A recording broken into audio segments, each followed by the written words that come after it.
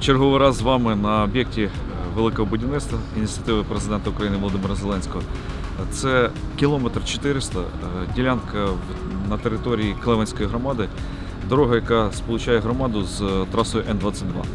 Дуже важливий момент, що це сучасний підхід до будівництва доріг, особливість і в тому, що ми звернули увагу на тротуари.